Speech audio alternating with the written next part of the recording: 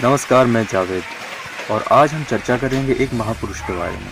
महापुरुष यानी कि स्वामी विवेकानंद। स्वामी विवेकानंद के बारे में आपने बहुत सुना होगा, जिन्होंने दूसरे देशों में जाकर भारत का नाम रोशन। 11 सितंबर 1893 में, यानी कि आज से 127 साल पहले 127 साल पहले स्वामी विवेकानंद ने अमेरिका के शिकागो शहर में एक ज़बरदस्त भाषण दिया, जिसकी प्रतियां आज भी जिंदा हैं, जो लोगों के स्मृति में आज भी हैं। अमेरिका के लोग उस भाषण को आज तक याद करते हैं। इस भाषण को देने से पहले उन्होंने पूरे भारत का भ्रमण किया था। साथ ही साथ लोगों को पहचाना, लोगों के धर्म को नजदीक से देखा। स्वामी विवेकानंद ने हमारे भारत का नाम शिकागो शहर में बहुत प्रसिद्ध किया, जिसकी वजह से लोग कभी ये बात को भूल नहीं पाए हैं।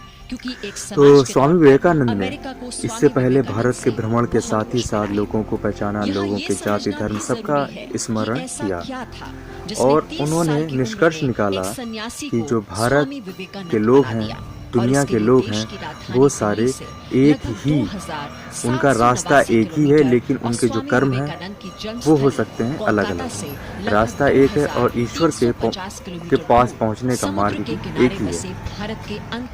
तो इस वजह से स्वामी विवेकानंद का नाम जो है हमारे भारतीयों गर्व महसूस कराता है।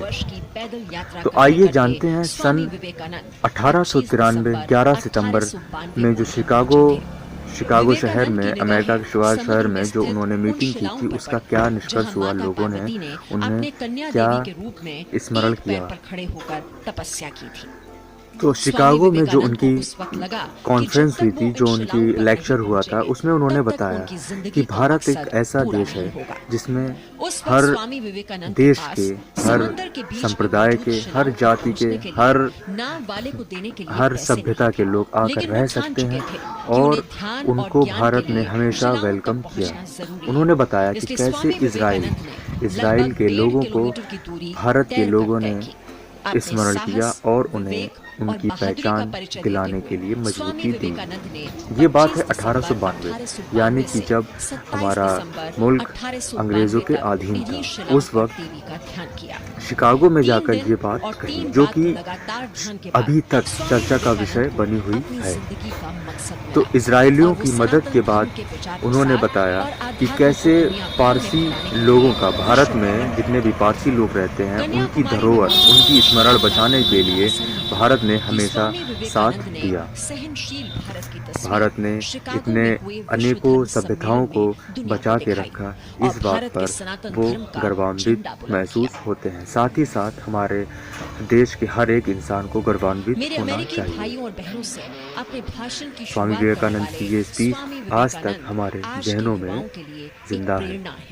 एक ऐसा महापुरुष जिसके अंदर और हम लोगों को भी कोशिश करनी चाहिए कि हमारा जो युवा पीढ़ी है वो सब स्वामी विवेकानंद के बताए गए आदर्शों के ऊपर चले, उनकी बात को स्मरण करें और लोगों तक ये संदेश दे कि हमारा मुल्क है, हमारा जो देश है, वो दूसरों की सभ्यताओं को, दूसरे की धरोहर को संरक्षित करने वाला देश है, ना कि अखंडित करने वाला देश है। तो आई होप, मैं आशा करता हूँ कि आप सबको ये जो स्वामी विवेकानंद का स्मरण था, स्वामी विवेकानंद का जो लेक्चर था छोटा सा, जो कि शिकागो शहर में हुआ था, वो आपको पसंद आया हो। के बीच शायद स्वामी विवेकानंद के संदेश का महत्व कोई समझता नहीं है, लेकिन एक बात है जो अमेरिका के हर नागरिक को याद है, और वो ये कि भारत के एक सन्यासी ने 127 वर्ष पहले उनकी सोच बदल दी थी। 127 वर्ष पहले दिया गया वो भाषण सिर्फ इसलिए ऐतिहासिक नहीं है क्योंकि उसे देने वाला एक हिंदुस्तानी था, बल्कि उसके मायने इसलिए भी अहम हैं क्योंकि एक समाज के तौर पर अमेरिका को स्वामी विवेकानंद से बहुत कुछ मिला है। यहाँ ये समझना भी जरूरी है कि ऐसा क्या था जिसने 30 साल की उम्र में